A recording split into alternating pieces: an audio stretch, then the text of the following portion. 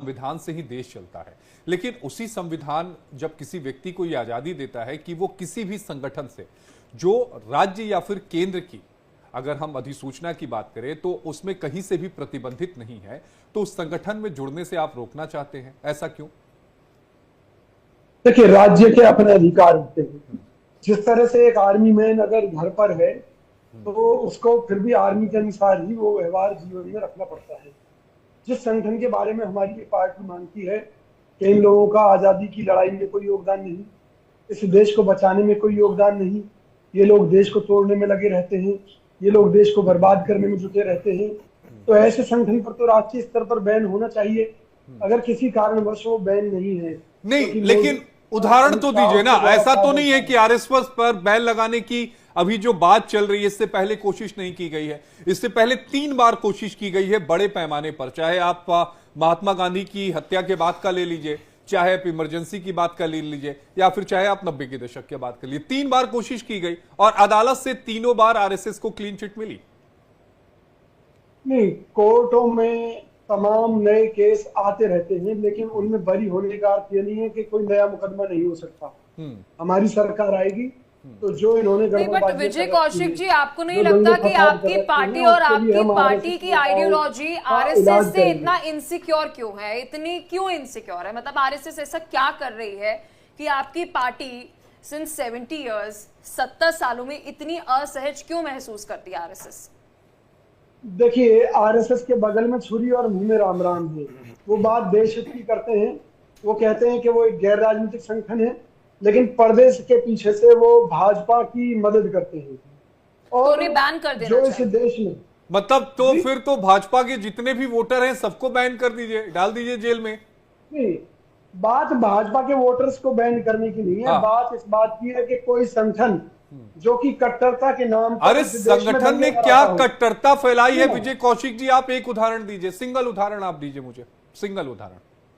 देखिए, कट्टरता फैलाने के अनेकों उदाहरण हैं, लेकिन मुद्दा यही है। मैं विजय कौशिक जी आपसे एक उदाहरण मांग रहा हूं, एक उदाहरण दीजिए आप। सुन तो लीजिए। हाँ, एक उदाहरण दीजिए। निर्मल पुरोहित, इसके अलावा साध्वी प्रज्ञा, अदालत ने बरी किया, अदालत ने बरी किया, अदालत ने बरी किया। हर बात में आप संविधान को लेकर आएंगे और अदालत की बात नहीं मानेंगे। अगर आपने ऑर्डर पढ़े हो तो अदालत ने संदेह का लाभ, अरे संदेह का लाभ ही मिलता है, आप कर पढ़ लीजिए। हाँ, अच्छा सुनते लीजिए। हाँ, देखिए, एक बड़ी सीधी सी बात है, प्रत्यक्ष को प्रमाण की जरूरत नहीं है। अरे आप बताइए, मैं आपसे कह रहा हूं एक उदाहरण, एक उदाहरण, एक उदाहरण दीजिए, एक सिंगल। अरे मैं आपसे कह रहा हूं, मैं आपको पूरा बोलने का मौका दे रहा हूं, आप मुझे एक उदाहरण दीजिए। आप सिर्फ उसे सुनने का काम करें। नहीं, मैं आपसे बिल्कुल सुनूंगा, आप लेकिन तर्कों पर बात करिएगा, आप तर्कों पर बात करिए, मैं आपको सुनने के लिए तैयार हूं, आप बोलिए, मैं सुन रहा हूं। कांग्रेस पार्टी ये मानती है कि आरएसएस इस देश के लोगों को आपस में बांटने का काम करता है, दंगे फसाद कराने का काम करता है और भाजपा के हाथों बिका हुआ है। वरना जो आरएसएस की विचारधारा है उसके चलते कभी भी भाजपा का साथ नहीं देना चाहिए। लेकिन अब विजय कौशिक जी, ठीक है, आपकी बात मैंने सुन ली, एक सबूत लाइए, सबूत बताइए। नहीं, अगर मैं आपको सबूत, अरे विजय कौशिक साहब, मोहन भागवत साहब ने कहा कि हर मस्जिद के नीचे मंदिर मत ढूंढो, क्या आरएसएस देश को बांट रही है क्या? जो आरएसएस ये कहती है कि हर उसके नीचे मंदिर मस्जिद मत ढूंढे, वही भाजपा हर ईंट के नीचे मंदिर। अरे भाजपा से आपका, मैं आरएसएस से पूछ रहा हूं, मैं बार बार विजय कौशिक जी, मैं उसी बात पर हूं, आप जवाब नहीं दे पा रहे हैं। मैं कह रहा हूं आप एक आरोप बताइए, एक आरोप। नहीं पा रहे, मैं, आप समझ ही नहीं पा रहे हैं, आप बोल, आपके पास है ही नहीं कुछ, नहीं दे रहे ना, आपके पास कुछ नहीं है। अरे विजय कौशिक जी, आप फैक्ट्स दीजिए कि क्या अनलॉफुल है जो आरएसएस ने किया है कि उन्हें बैन होना चाहिए। विजय कौशिक जी, आरएसएस ने ऐसा क्या अनलॉफुल किया है जो आपके पास अभी प्रूफ है कि उन्हें बैन होना चाहिए? ठीक है, ठीक है, मैं बिल्कुल स्पष्ट कह रहा हूं कि सत्ता में आने के बाद में राहुल गांधी, अरे मतलब कुछ भी अनलॉफुल क्या किया आरएसएस ने? ताकि समाज के भाईचारे को खत्म करने वाला कोई संगठन, मतलब ये वही हो गया, संविधान की किताब आप लोग रख ली है और उस संविधान को मानेंगे नहीं। बहरहाल एक खेमचंद शर्मा जी जुड़ गए हैं जी, बोलिए। सुनिए, हाँ, कर्नाटक में हमारी सरकार को महसूस हो रहा था कि आरएसएस अपनी विचारधारा के माध्यम से हमारे अधिकारियों को भड़का रहा था। राज्य की अमन शांति के लिए खतरा बन गया था, इसलिए हमारी पार्टी को, हमारी सरकार को ये सर्कुलर वहां जारी करना पड़ा। इसमें गलत क्या है? बस चलिए, ये आपको ये इसका मतलब देश में इसके कुछ पीछे रूल कोई लॉजिक है कि नहीं? अच्छा ये बताइए ना, कर्नाटका का ही एक गांव था ना जो पूरा गांव वक्त ने क्लेम कर लिया था, कर्नाटका का था ना, वहां आपकी सरकार को नहीं लगा? नहीं तो उसको लेकर केंद्र सरकार कानून तो ले आई है, फिर उस पर झूठ प्रचार क्यों हो रही है? कोई तथ्य नहीं है, कोई तथ्य नहीं है। खेमचंद शर्मा जी जवाब दीजिएगा। मैं ये कह रहा हूँ भाजपा के पास कोई तथ्य नहीं है इस बात का कि वो देश विरोधी नहीं है। ये तो थोड़ा सा मुड़ जाना नहीं हो जाता कि आपने यू टर्न ले लिया अपनी कन्वीनियंस के अनुसार? कोई संगठन, कभी कन्वीनियंस के अनुसार संगठन अच्छा लगता है तो ठीक है, अच्छा नहीं लगता है तो फिर उसको अलग कर दिया जाए। क्यों बुलाया था परेड में? आर्मी का एक जवान पूरी ईमानदारी से देश की सेवा कर रहा था, अचानक वो एक पाकिस्तान की युवती के जाल में फंसा और इस देश की जरूरी सूचनाएं उनको लीक करने लगा, उसके लिए काम करने लगा और सरकार ने उसे पकड़ लिया। तो ये गलत है या सही है?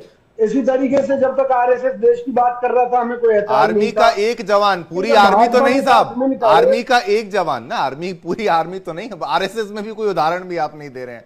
मैं आपको वही कह रहा हूं, ये तो रहा हूं पॉलिटिकल कन्वीनियंस के लिए आरएसएस के क्यों कर रहे हैं? कार्यकर्ता सुने, आरएसएस से जो लोग जुड़े हुए हैं उनकी कोई हैसियत नहीं है। अरे वहाँ मोहन भागवत जो विजय हैसियत कौशिक पे जी चर्चा सुनिए थोड़ी ना ना, हो रही है, आप हैसियत पे खाता चर्चा ना हो रही है। वही जो आप कहे वही फॉलो सही थोड़ी करेंगे। ना चलता है। मैं आपसे एक आप नाम मेरी मांग रहा समझ हूं, में- मैं आपसे लेकिन एक देश सबूत जानता मांग है- रहा हूं, नेशनल टेलीविजन पर मांग रहा इससे बड़ा हूं, आप सबूत दे क्या है दीजिए। कि आरएसएस के लोगों को सरकार में मंत्री पद दिए जाते हैं, उनको अरे पार्टी में अब उच्च कहां पद से दिए चले? जाते हैं। मंत्री पद दिए जाते हैं तो वो इससे देश विरोधी संगठन हो गया क्या?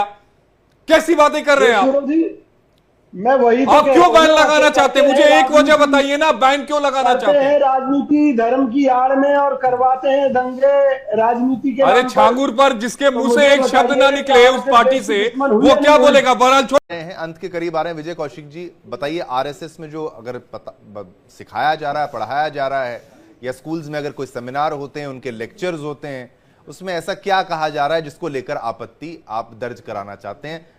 आप शॉर्ट में बता सकते हैं। आपत्ति यह है कि अपने आप को गैर राजनीतिक संगठन कहने वाला आरएसएस लोगों को गैर राजनीति के नाम पर लोगों को जोड़ता है और बाद में उनका सौदा भाजपा से कर देता है, उनको बेच देता है, उस वोट बैंक को बेच देता है।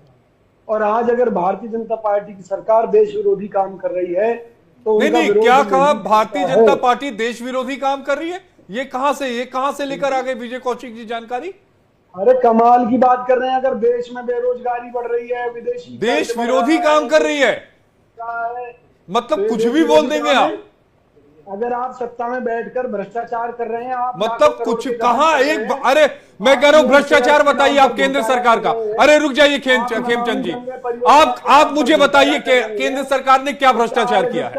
आपको मैं 11 सालों के टेन्योर में आप बताइए कि केंद्र ने क्या भ्रष्टाचार किया है, आप बोलिए। देखिए विदेशों में ऑन रिकॉर्ड काला धन बढ़ गया। अरे फिर वही कुछ भी बोल रहे हैं, तथ्य है नहीं आपके पास, तथ्य है नहीं, आरोप लगा दो फिर चले जाओ। खेमचंद जी 30 सेकंड जवाब दीजिएगा, फिर संजीव भाई आपके पास आऊंगा 30 सेकंड। खेमचंद जी मोदी जी ने पैसा इकट्ठा किया और बाद में कह दिया ये तो प्राइवेट संस्था है। ठीक है, अरे ठीक है खेमचंद जी अनम्यूट करिएगा प्लीज, बोलिए। देश में घोटालों की सरकार है बीजेपी। कोविड वैक्सीन घोटाला, पार्टी रात दिन